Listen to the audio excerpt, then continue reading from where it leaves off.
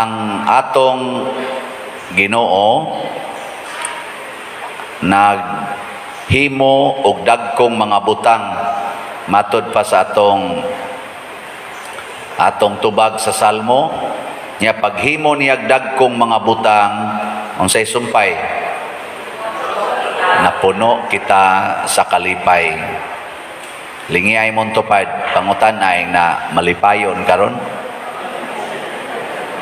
Niyagwa gani na malipay pasabot wa na kasinati nga ang Ginoo naghimog dagkong butang diha siyang kinabuhi. Kay malipay man ta basta makasinati ta nga naghimo tag dagkong butang. Nga nabitaw rong atong mga kandidato murag silag yung tanan nagsaad yod nga maghimog dagkong mga butang sa Pilipinas aron ta malipay. Nya, mutuo mo na. Mutuo man ang ilang ipanulti. Anong inyo man kong tutukan? Ako, wa ragyod ko magsaad ninyo dagkong butang. Ang ako noon, pamalit mog slat. Og mapuno mo sa kalipay.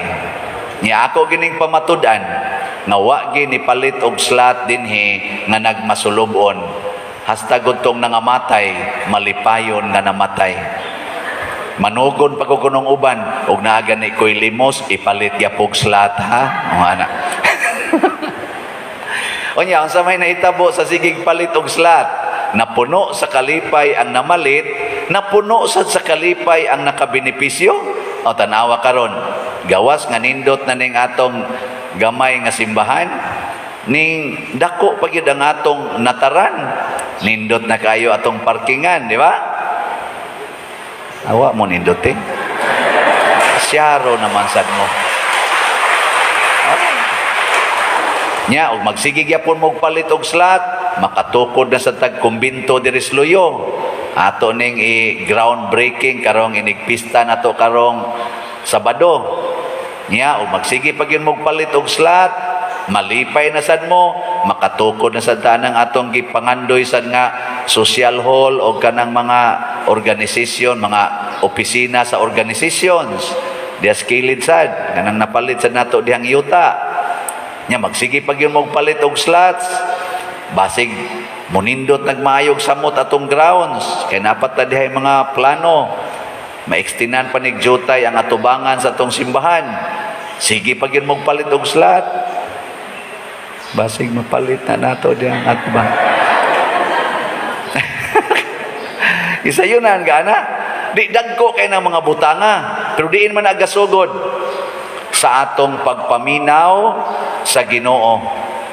Ug unsa may kanunay yung isulti sa Ginoo nato aron masinati nato ang iyang dagkong mga butang kanira sang iyang gisultis babay ingon siya day way nagpabilin aron mosilot nimo siya wa man sir kay batuo naman tato siya hangtod mamatay unsay gisulting Kristo kun mao kana dili sad ko mosilot nimo lakaw na ug ayaw na pagpakasala lakaw na ug ayaw na pagpakasala kining pagpapa sa atong sala buhat kinis Ginoo muna kanang imong bana kung nakasa kanang imong asawa kung nakasa kanang imong anak kung nakasala nya kanang imong ginikanan kung nakasala kanang imong silingan kung nakasala kanang imong uyab kung nakasala kung kining inyong pare nakasala nya kinisang sakristan way sala ayaw pagsigig ingon hunungan ang imong sala hunungan na ayaw unsa may imong isulti lakaw na o ayaw na pagpakasala pananglitan imong bana padong na siyang kabit ignoran nimo lakaw na o ayaw na pagpakasala unsa may batios bana iniglakaw padong atos kabit magsito yun stilan oy sala magid ni mana mobalik to nimo human na sa dito mobalik mobalik to Magilak-hilak pa to. Sa ilua jud ko day, natintal ko. Ana, isa isos. Kanagong sala, mamungunay makaguba sa atong kinabuhi. Ana, ako ra gyud kang pasayloon. Natanawa, di ba, mapuno ginas kalipay imong bana. Kaya nga naman, di naman ka masuko ug mobalik siya ngadto. Pero mobalik siya dito, di na siya magpakasala. Iyan na tong ingnon iyang kabit, hunongon na taning salaa. Kay mauni ang makaguba sa akong pamilya, purti ra bang buotan na sa akong asawa. Mingon day imong asawa, mingon day iyang kabit nga, karon na lang noon, nga 20 na takatuig. Nga mingon day ang imong bana, wa may awahi, wa man say una para sa Ginoo. Ako na ning sugdan karon pagbasol, kay nakaila naman ko sa Ginoo. Ikaw, tan-aw na ko nimo, mura na lang kag basura. Ang sala, mga igsoon, lami ragid na basta di ta kita Ginoo. Pero baka kita ganay ka Ginoo, mura na lang ginagbasura ang sala. Luod na kay natanawon. Adi mong to? Si San Pablo miangkon ana sa atong ikaduhang pagbasa, ningon siya sa wap ako kaila ni Kristo, purti na kong value atong bililhon kay niya ang mga butang nga iyang gikuptan, ang iyang espada, ang iyang gahom, ang iyang authority, motong gipanglutos niya ang mga Kristiyanos, gipamatay pa niyang uban, gipangpriso niya, purti gid niya atong daig siyang kaugalingon nga buutan kay siya. Tungod kay nituman siya sa sugo sa ilang labaw sa mga kaning mga Hudiyo ba. Pero pagkailan niya ni Kristo, matod pa niya ang tanan na himong murag basura, ang bililho na lang gid niya mao si Kristo. Kana inindot kayo? So ang ato ding himuon, maningkamot ta nga makakita ta ni Kristo, makailata niya diha sa atong kinabuhi. Lingian na imong tupad. Sige na. Lingi ba? Lingi mo ba? Lingi. Sige, lingi.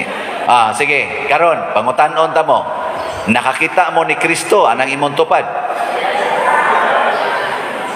Kay wa gani kakakita ni Kristo, wa ginay bili. Tanawa ha, kanang imong bana o ang imong makit-an diha si Satanas. Ang iyang pagsigig sugal, ang iyang pagsigig hubog-hubog, ang iyang pagpangabit, ang iyang pagka-irresponsable, mao ra ginay imong makita, mga naong manisyawa, mao na magsigig kag yaw-yaw, wa gina siya bili, mura ra na siya basura. Di ba? Anong inyo mo kong tutok-tutukan? Kanang imong anak, ang makita nimo niya ang iyang katapulan, ang iyang kadakugkaon, ang iyang kahugawan, ang iyang pagka-adik anang cellphone, ang iya ra yung pagsigig duwa anang computer, nya bugo ra ba? Hangton mo bati ang naong anak. Magsige na kag panaway, ikarong bati ako pianga ang ilong nimo. Mayingon sa nimong anak, may diin ko liwat sa kuno. Dugay na kong gamahay ani kong ilong, liwat ko ng ilong nimo. Nya imo pag yung sawayon na magsinawayay na mo wa nay bili.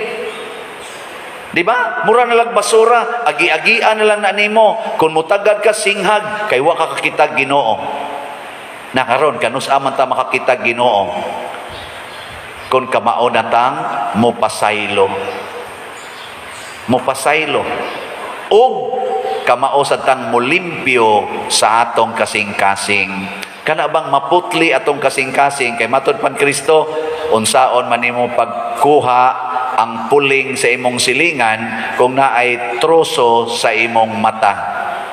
Garbo ba? Garbo.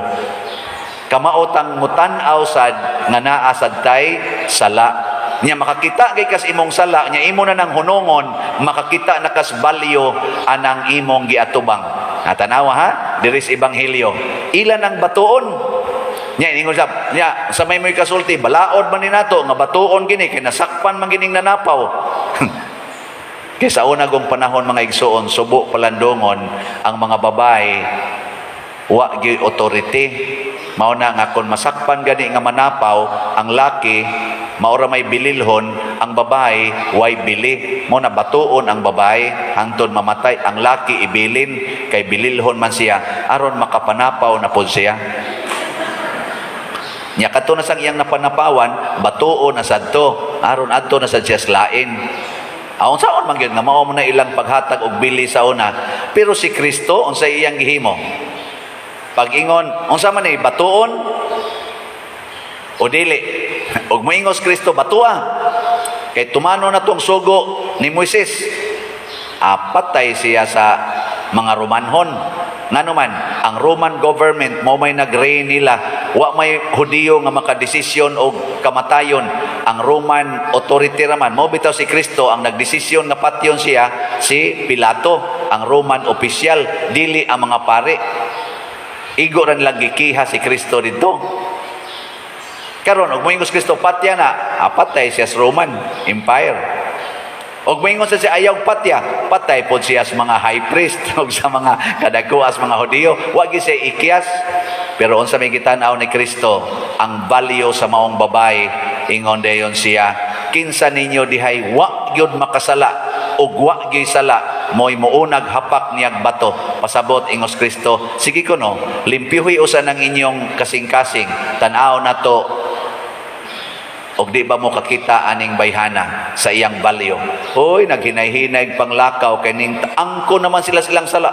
Tuod no, sa daan man sa diay ko, anang angkon sila. Ang unang nang lakaw ang mga tiguang. Kanang mga tiguang kamo. Hasta sa dako tiguang na rabaday ko. Kitang mga tiguang di ay. Kita mo'y unang dagko kay mga self-righteous kay ta. Kusog kay tanang moingon, kinsa may sundo ninyo, kami ra bagyoy gahimo ana, ay gimog supak-supak, mura bag kita nay balaod. Hasta gani sa atong pag-celebrate og mga pista, kaning pag-celebrate nato aning pagdebosyon sa santo, ang atong sundon unsay gibuhat sa mga katigulangan. Matod pa diri sa atong unang pagbasa, ayaw na hinumdumi ang mga nangagi.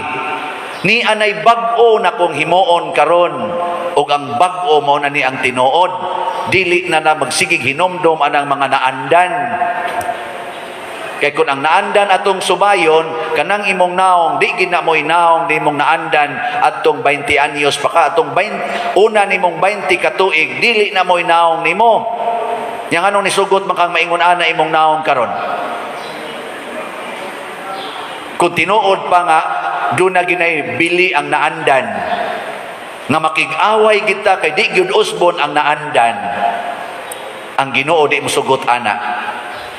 Ang naandan nila batuon ang babae hangtod mamatay, pero gitan-aw ni Kristo, limpyuhi ang inyong kasing-kasing, tan-aw natog ang naandan pa ba ninyo mo'y matuman. Kuhaan ang inyong garbo, kuhaan ang inyong sala, kuhaan ang inyong pagkakunuhay, muramog authority. Tan-aw natog di ba mo kakita sa bili ni ining bag-o. Ug ang bag-o unsa man basta binuhat sa Ginoo, makalipay gyud. Kay matod pa niya, bisan ang disyerto himuon akong suba, bisan ang kamingawan himuan akong daan, bisan gani dinhi nga way yuta ang simbahan, karon na anay yuta. Bisag pobre kay ta dinhi atong simbahan, purti nang nindota. Unsa may ni bag-o ani? Ambot lang ninyo. Nya magsigi pa mo pabili na ng naandan, kadto na lang ginuntang atong parkingan diha. Kadto na lang ginuntay atong naong sa atong simbahan sa una, katong nangatangtang ang mga tiles, katong gabitay diha ang kisame. Kadtong nagsigigto ang atong mga kuan, kadtong wa ta dinhi transformer, sige lang kitag ka trip off kay kuwang tas kuryente.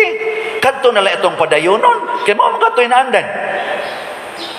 Pero karon napuno tas kalipay, niabot pa ta, nakaila na ta internationally. Mo nang duna na tay pakpak.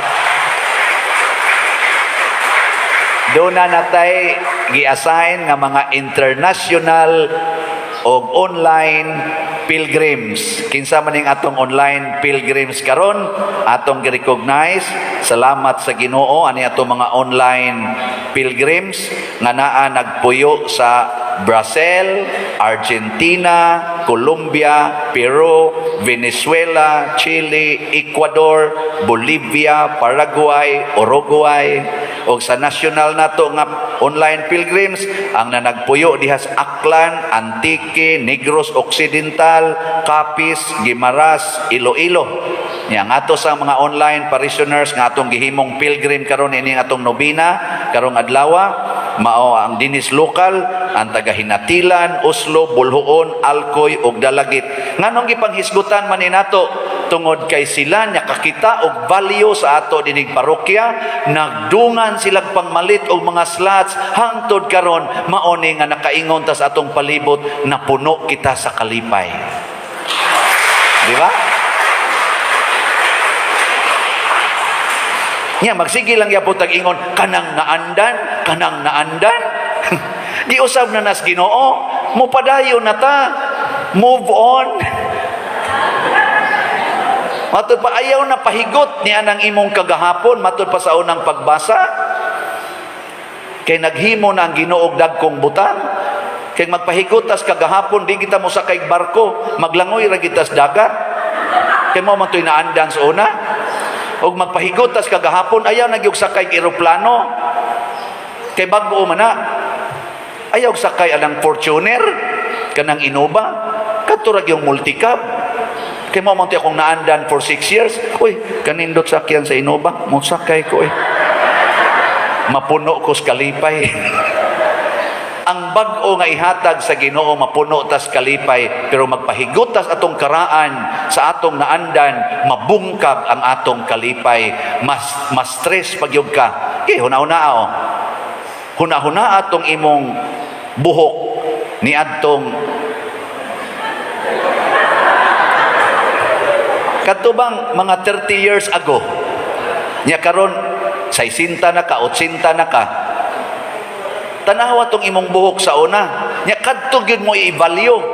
Ayaw pagdawat aning bag-o. Tanawa di ba ma-stress ka, magpunay lang kag patina sa imong buhok, sigintina, nya inig kaputi na sagsugod sa punuan. Hala ni puti na sa dalo. Sige na sa kag-ana, ma-stress ka oy. Pero dawata ang bag-o, di ba mapuno ka sa kalipay, moingon din ka, hala puti na, patyono na. Nya mingon din Ginoo, don't worry, nag-andam na ko nimo og langit, nga wa na gid didtoy putig buhok, pulos na batanon, didto wa nay kamatayon, wa nay kasakit, pulos na lang kalipay, kay nagsige man kag sunod sa akong pagtulunan. Mura naman kag si San Pablo nga naingon, nabuhi ko tungod ni Kristo. Wa na ko'y laing gipaningkamutan, maura gyud ang pagkuyog ni Kristo. Langit dayon ka, malipay di ka, hala Lord, may hintag mamatay nako. Makakita na kag values kamatayon, kay ang kamatayon mao man ay musulti nato nga nahuman na ang imo dinhing journey ug mopadayon nakangadto sa tinuod nga puloy-anan, dili dinhi biyaan taning tanan, basura ra gining tanan ikumparar sa langit nga maoy atong padulngan. Nindog tayo.